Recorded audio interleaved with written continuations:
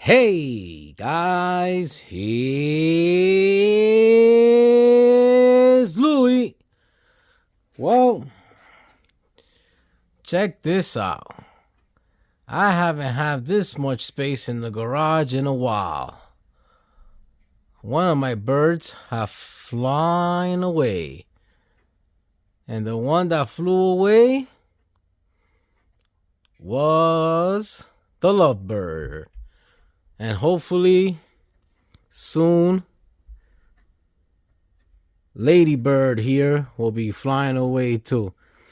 So since I made the lovebird to be able to move under his own power, which by the way, the engine and transmission is working. So far everything is flawless on the car, It's riding smooth.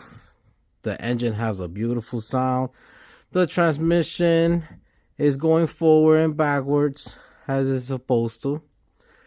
The only hiccup with the engine is, like I said, I broke a bolt.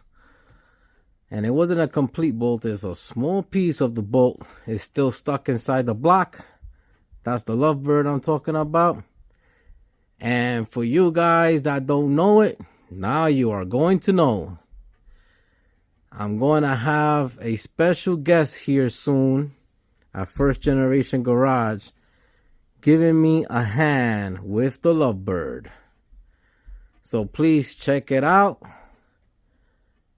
Once the video comes, for those that subscribe and ring the bell, once those videos are being uploaded, you will get a notification that the video is ready to be watched.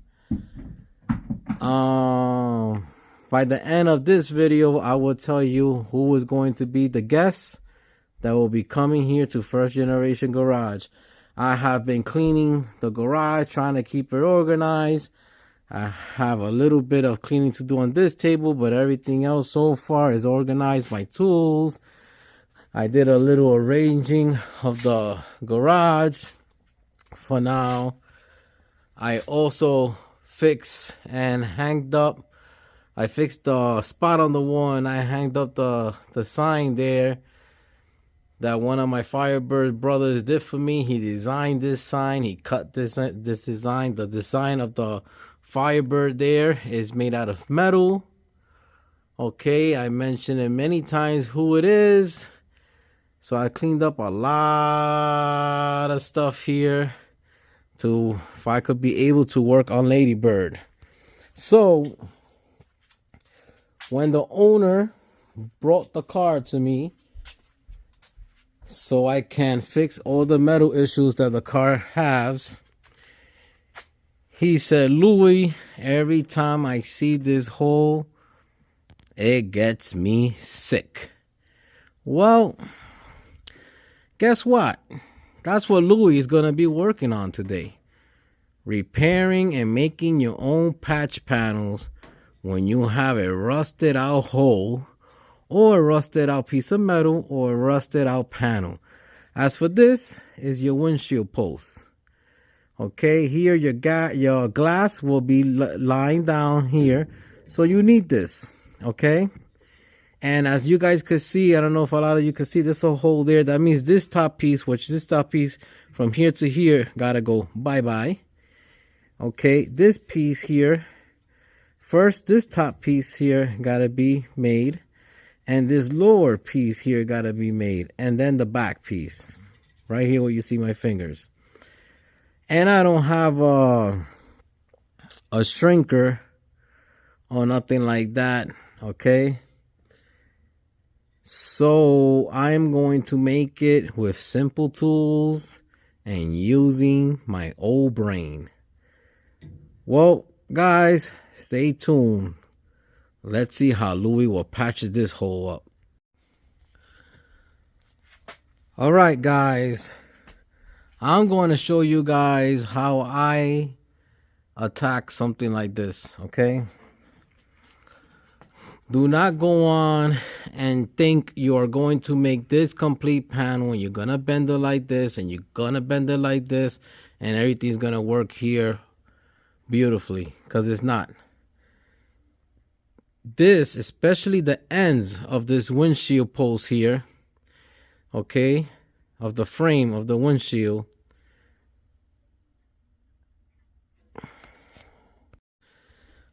all right guys, so when you're gonna approach a repair like this, please do not try to do it all in one shot, because it's not easy.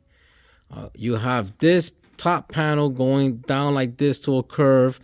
You got this panel right here going like this, okay? And then you have this bottom panel going like this.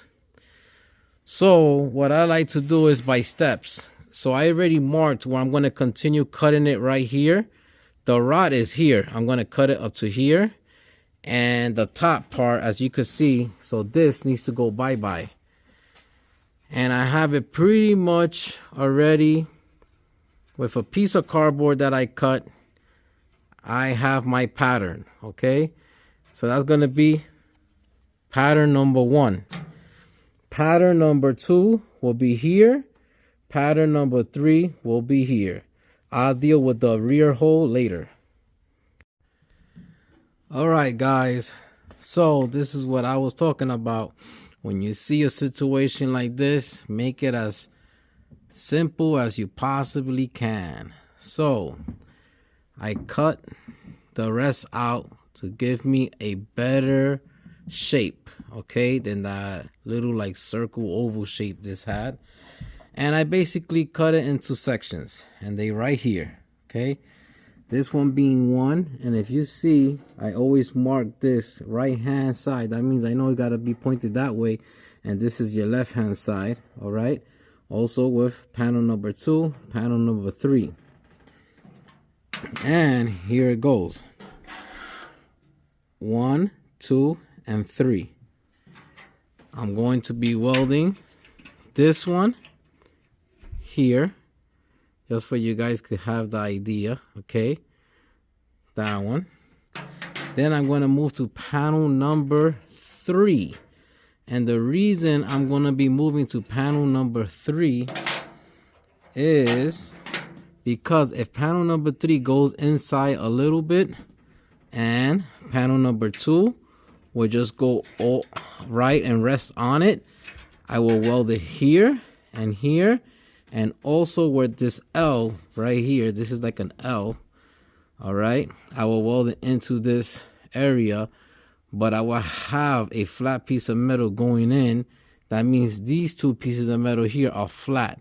The closer you have the metal, the easier it is to weld. Let me start tacking this in. I'll bring you guys right back. All right, guys, so there you go. Everything is welded in now. Okay, I'm pretty happy how everything here fits. Pretty nice, and following the contours of the windshield post there. Now I'm going to be moving and right here, okay, there's still a hole right there, so I marked it with the marker, and it has like jagged wavy lines, and I'm just gonna smooth them out to give it a better straight and clean cut, so I can make my patch panel. Same thing, I'm going to use the cardboard.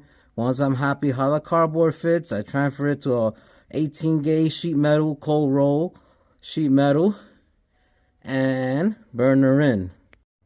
All right, guys, so there goes the windshield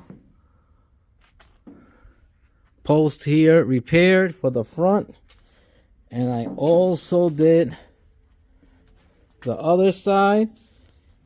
All right, for you guys that see saw the first pictures there, I was also able to weld in the complete toe boards on the driver's side and the left side.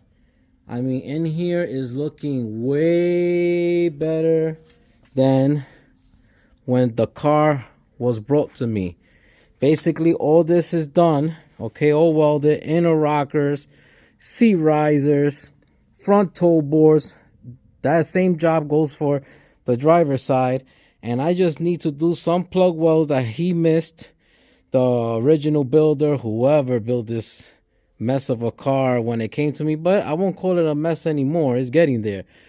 The rear, where the rear seat goes, there's some plug wells that are missing. Some plug wells I have to go through and inspect and see if they was good penetration on it and stuff. And then I'll move to the back also of the brace here that holds the seat. I saw some missing over there. Then I will be moving to the trunk area. Okay, I will be moving to the trunk area and repositioning the tire hold down bracket, which is crooked. It's not supposed to be. Also, he missed some plug wells over there. I'll be fixing that up. And this, all this stuff back here needs to be cleaned, sealed, and also fixed. Like, he left some burn through holes he had there in the metal. But guys, once I'm finished, it will come out excellent. I use my seam sealer. Also for the front where the toe boards are at, I'll be using the seam sealer at. But man, doesn't that look way better. And also for here, upcoming videos is going to be fixing this gap. This one don't look bad at all. So I'm going to try to make how this side looks over here. And my plan of attack, I'm going to let you know, is probably cutting this and moving it more this way, and then filling in the gap between where I cut it and the quarter panel. But guys, Lady Bird here have come a long way since she have come here to the garage. And let me tell you something, I am really excited how she's looking. So far, so good. Once I am finished with the floor and the trunk, I'm going to start moving towards the front of the car, removing those fenders, excuse me, fixing a bolt that I have the threads mixed up there, or messed up I should say, is all messed up, and fixing that, getting the threads to be nice for I could be able to bolt the fender. It also came with Camaro fenders. I'm going to show how to convert those to Firebird fenders. I will be lifting the car up, putting it on a jack stand, and fixing anything wrong with the sheet metal there.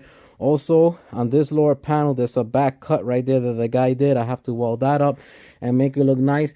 But I see myself finishing this car early spring and finally finish with it, move on to the next project. I have this bucket seat here that Mike from Lake and Lodge gave me as a gift. I'm going through it. The brackets was rusty and frozen. I loosened them up with some PB Blaster. I also loosened up the mechanism of letting the seat go forward and backwards. It's getting there because the Lovebird doesn't have a seat. I need a seat for it for now to be able to move her around the yard because she's a driver now. I was sitting on a rim, moving the car from the garage to the bird cage out there. So it's a whole bunch of things that's going on here. But guys, keep your eyes out for Lady Bird. She's coming back around, and so far so good. Like I always say, keep your hands dirty and your project will move forward. Bye bye now.